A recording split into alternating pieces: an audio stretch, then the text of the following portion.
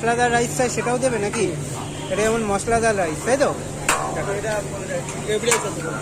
মানে নর্মালি কি অতটা কোয়ান্টিটি দাও নাকি ক্যামেরার জন্য? নর্মালি অতটা কোয়ান্টিটি বলতে গেলে তোমার বসে খেলে তুমি রাইস আলু পেয়ে যাবে আনলিমিটেড। মানে ও তো যা দিয়েছো মোটামুটি আর লাগবে না, আমার তো যা মনে হচ্ছে। মানে আমি তো পারবো না।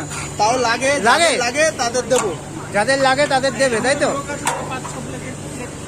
দেখো দেখো,